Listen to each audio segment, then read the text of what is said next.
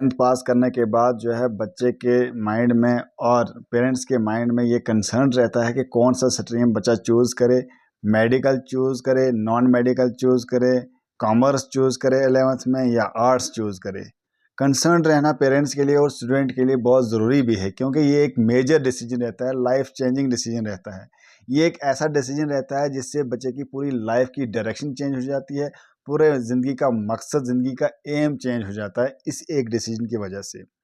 और बहुत सारे जो स्टूडेंट्स हैं और पेरेंट्स हैं, इसलिए मेडिकल चूज़ करते हैं कि उसके कज़न ने मेडिकल लिया, उसके फ्रेंड ने मेडिकल लिया, या उसको जो है आर्ट्स के सब्जेक्ट्स अच्छे नहीं लगते, उसने मेडिकल ले लिया, या इसलिए आर्ट्स चूज़ करते हैं कि उनको साइंस और मैथ में अच्छी कमांड नहीं है, तो वो आर्ट्स चूज़ कर लेते हैं, या इसलिए आर्ट्स चूज़ कर लेते हैं किसी दूर रिलेटिव ने बोला कि आर्ट्स रख के जो है आप कॉम्पिटिटिव एग्ज़ाम क्वालिफाई कर पाओगे, तो इसलिए आर्ट्स ले लेते हैं। ऐसा नहीं होना चाहिए, क्योंकि 10th के बाद जो आप स्ट्रीम चूज़ करोगे बच्चे के लिए, वो स्ट्रीम जो है वो एक मेजर डिसाइडिंग फैक्टर रहता है स्टूडेंट के लाइफ के सक्सेस के बारे में। स्टूडेंट किस डायरेक्शन में जाएगा, किस फील्ड में जाएगा, कि डॉक्टर बनेगा या इंजीनियर बनेगा, वो सब डिसाइड करता है 11th क्लास में जब वो स्ट्रीम चूज़ करता है। अगर बात की जाए स्ट्रीम्स की, 10th के बाद बहुत सारे ऑप्शंस रहते हैं, बहुत सारे स्ट्रीम्स रहते हैं। अगर स्टूडेंट को चूज़ करना चाहिए तो माइंड में इंटरेस्ट रखना चाहिए कि कौन सा सब्जेक्ट में बच्चे को इंटरेस्ट है।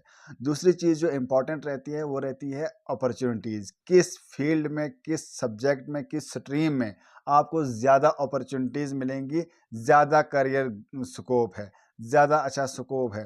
तो तीसरी चीज़ जो रखनी चाहिए वो रखनी चाहिए आपको किस सब्जेक्ट में ज़्यादा कमांड है।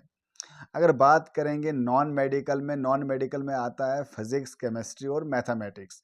अगर इसकी बात करें, इस सब्जेक्ट की बात करें, इस स्ट्रीम की बात करें, ये वो स्टूडेंट्स लेते हैं जिनको इंटरेस्ट होता है इंजीनियर बनने में। सॉफ्टवेयर इंजीनियर हो, एआई की दुनिया में जाना हो, या टेक्नोलॉजी की दुनिया में जाना हो, या रोबोटिक दुनिया में जाना हो, तो वो ज़्यादातर जो है लेते हैं नॉन मेडिकल लेते हैं, जिसमें फिज़िक्स, केमिस्ट्री और मैथमेटिक्स होता है। और दूसरा आता है मेडिकल, जिसमें फिज़िक्स, केमिस्ट्री और बायोलॉजी आता है। और ये स्ट्रीम वो स्टूडेंट्स लेते हैं जिनको मेडिकल में इंटरेस्ट है। मेडिकल मीन्स जिनको डॉक्टर बनना है, एमबीबीएस, बीडीएस, जिनको नर्सिंग में जाना है, जिनको जो है इस फील्ड को एक्सप्लोर करना है, खास करके मेडिकल फील्ड में जाना है, वो चूज़ करते हैं मेडिकल। अगर तीसरा जो रहता है वो रहता है कॉमर्स। कॉमर्स वो स्टूडेंट चूज़ करते हैं जिनको बिजनेस में जाना है, बैंकिंग में जाना है, उसमें बहुत सारे करियर ऑप्शंस आगे रहते हैं। वो डिपेंड करता है कि बच्चे को किस में इंटरेस्ट है। नेक्स्ट आता है आर्ट्स। आर्ट्स वो स्टूडेंट्स चूज़ करते हैं आजकल जिनको मेडिकल में, नॉन मेडिकल में या कॉमर्स में जो है एडमिशन नहीं मिलती, या उनमें जो है उनको कमांड अच्छी नहीं है, वो आर्ट्स लेते हैं। ऐसा भी नहीं होना चाहिए। आर्ट्स सब्जेक्ट जो है वो उसमें भी अच्छे करियर ऑप्शंस हैं, मगर जो मेरा पर्सनल एक्सपीरियंस रहा है, जो मैंने आज तक पढ़ाया है, मैंने खुद पढ़ा है, तो मेरा ये रहा है कि अगर आप सक्सेसफुल होना चाहते हो, अलग-अलग करियर गोल्स को एक्सप्लोर करना चाहते हो, अलग-अलग ऑप्शंस आपके सामने 12th के बाद होने चाहिए, ऐसा सोचते हो, तो आप आर्ट्स वाला जो है सब्जेक्ट लास्ट ऑप्शन रखिए। क्योंकि आर्ट्स वाला सब्जेक्ट जो है जिसमें ह्यूमैनिटीज़ आते हैं, history, geography, political science, psychology, environmental science, ये सब्जेक्ट्स जिसमें आते हैं, ये आप अगर 12th में मेडिकल या नॉन मेडिकल रखोगे, उसके बाद भी जो है इसके लिए पढ़ सकते हो। कॉम्पिटिटिव एग्ज़ाम्स, सिविल एग्ज़ाम्स के लिए आप जो है 12th के बाद जो अगर रखोगे, हिस्ट्री, ज्योग्राफी, इकोनॉमिक्स, ये बाद में भी पढ़ सकते हो, ये बाद में भी आपको समझ आएँगी। मगर जो मेडिकल वाले सब्जेक्ट्स हैं, फिज़िक्स, केमिस्ट्री, बायोलॉजी, मैथमेटिक्स, ये जो है 12th के बाद आपको समझ नहीं आएँगे, बहुत मुश्किल होगा अंडरस्टैंड करने में। फॉर एग्ज़ाम्पल आप कॉम्पिटिटिव एग्ज़ाम की तैयारी करोगे ग्रेजुएशन के बाद, तो ग्रेजुएशन अगर आपने आर्ट्स में की है, तो उसके बाद आपको कॉम्पिटिटिव में अगर फिज़िक्स थोड़ी-सी आ जाए या मैथमेटिक्स करना पड़े, तो आपके लिए बहुत टफ़ रहेगा मैथमेटिक्स को कवर करना। क्यों टफ रहेगा? क्योंकि आपने 11th-12th में मैथमेटिक्स नहीं रखा था। 11th-12th में आपको जो है अगर बायोलॉजी आपने नहीं पढ़ी, तो आपको साइंस वाला टॉपिक जो आगे किसी भी एग्ज़ाम में रहेगा 30 मार्क्स का, वो कवर करना बहुत डिफ़िकल्ट रहेगा। क्योंकि साइंस वाले सब्जेक्ट्स और मैथमेटिक्स वाले सब्जेक्ट्स बाद में समझ नहीं आते हैं, और इसलिए जो है रिकमेंड करते हैं स्टूडेंट्स के लिए आप मेडिकल चूज़ कीजिए, नॉन मेडिकल चूज़ कीजिए, कॉमर्स चूज़ कीजिए, बट जब आप आर्ट्स चूज़ करें, आपको माइंड में बहुत सारी चीज़ें रखनी है।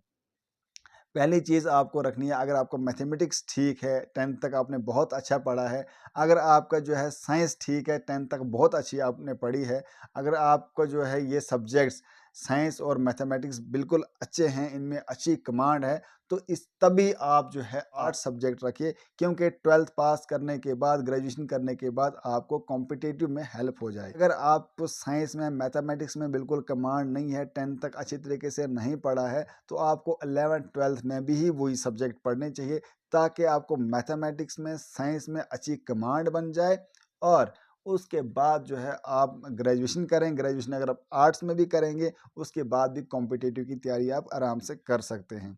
तो ये बहुत सारे जो है बच्चे ये सोचते हैं कि आर्ट्स ले लेंगे, सिविल पास कर लेंगे, history, geography, political science 11th से ही स्टार्ट कर लेंगे पढ़ना, तो हम जो है बहुत सक्सेसफुल हो जाएंगे।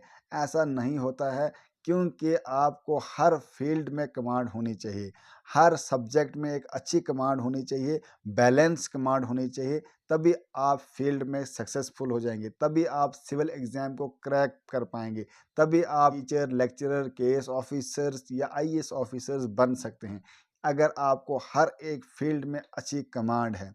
बहुत सारे कैंडिडेट्स 10th में अच्छे मार्क्स लेने के बावजूद वो बाद में आर्ट्स लेते हैं, तो आर्ट्स जो है लास्ट ऑप्शन रहना चाहिए बच्चों के लिए, क्योंकि मैंने खुद भी आर्ट्स रखा था 11th 12th में, और मुझे बाद में ये रियलाइज़ हुआ कि 11th 12th में मेडिकल या नॉन मेडिकल रखना चाहिए, क्योंकि अगर अभी मैं मैथमेटिक्स पे कमांड बनाना चाहूँ तो मेरी कमांड नहीं बनेगी in comparison to those who had non-medical in 11th and 12th class, क्योंकि 11th एंड 12th क्लास में जब मैथमेटिक्स इंसान पढ़ता है तो उसके बाद जो है जब कॉम्पिटिटिव की तैयारी करता है ग्रेजुएशन के बाद, तो मैथमेटिक्स जो है इजी लगने लगता है, उस पर कमांड पहले की होती है, तो बाद में सिर्फ प्रैक्टिस करनी पड़ती है।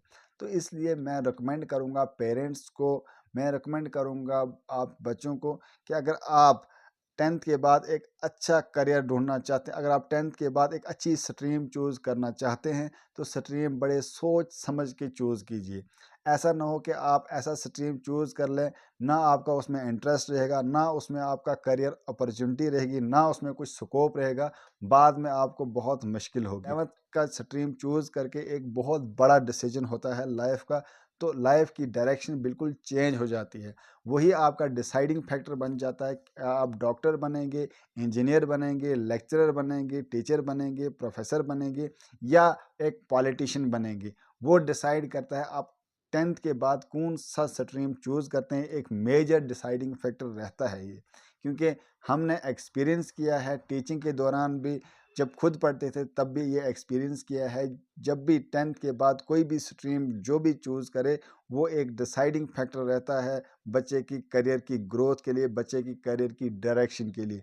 इसलिए आप पेरेंट्स से गुजारिश है, बच्चों को प्रेशराइज़ ना कीजिए, बच्चों को जो है एक्सप्लोर करने दीजिए, बच्चों को जो है अलग-अलग यूट्यूब वीडियोज़ से, अलग-अलग टीचर से, अलग-अलग ऑफिसर से, अलग-अलग गाइड से एक्सप्लोर करने दीजिए, उनको इंटरेस्ट को एक्सप्लोर करने दीजिए। उसके बाद कंसल्ट करके आराम से आप बच्चे का जो स्ट्रीम है वो चूज़ कीजिए। अगर आप आर्ट्स रखना चाहते हैं बच्चे को 11th में, तो आपके पास कंक्रीट एक रीज़न होना चाहिए। अगर आप मेडिकल रखना तब भी आपको कंक्रीट रीज़न, लॉजिकल रीज़न होना चाहिए क्यों आपने उसको मेडिकल रखा। अगर आप नॉन मेडिकल रखना चाहते हैं बच्चे का, आपके पास जो है वजह होनी चाहिए क्यों आप नॉन मेडिकल रख रहे हैं बच्चे का, किस फील्ड में वो सक्सेसफुल होगा अगर आप नॉन मेडिकल उसका रख रहे हैं। क्योंकि ये 11th में एक जब भी फील्ड चूज़ करेंगे, ये एक डिसाइडिंग फैक्टर रहता है लाइफ की करियर ग्रोथ में। तो अगर आपको ये वीडियो अच्छी लगी तो ये वीडियो शेयर कीजिए उन स्टूडेंट्स के साथ, उन पेरेंट्स के साथ जो ये स्ट्रगल कर रहे हैं कि 10th पास करने के बाद उनका बच्चा जो है कौन सा स्ट्रीम चूज़ करे, कौन सा स्ट्रीम चूज़ करना चाहिए। मेरी रिकमेंडेशन ये है कि आप नॉन मेडिकल फर्स्ट में रखिए, मेडिकल सेकंड में रखिए, कॉमर्स थर्ड पे रखिए और आर्ट्स फोर्थ पे रखिए, और बाकी जो जितने भी आपके बाकी सब्जेक्ट्स हैं वो उसके बाद रखिए। क्योंकि नॉन मेडिकल में आपके पास बहुत सारे ऑप्शंस रहते हैं। 12th के बाद बच्चा इंजीनियरिंग में भी जा सकता है। अगर बच्चे ने फिजिक्स, केमिस्ट्री, बायोलॉजी, मैथमेटिक्स चारों सब्जेक्ट 11th 12th में पढ़े हैं, तो उनके लिए ज़्यादा ऑप्शंस रहते हैं। वो नीट भी कर सकता है, वो जेईई भी कर सकता है। तो क्योंकि ज़्यादा अच्छे सब्जेक्ट्स रखे होंगे तो बहुत सारा जो है ऑप्शंस रहते हैं। इसीलिए बड़े सोच समझ के, बड़ी कंसल्ट करके जो है बच्चे का फ़ील्ड 11th में चूज़ कीजिए।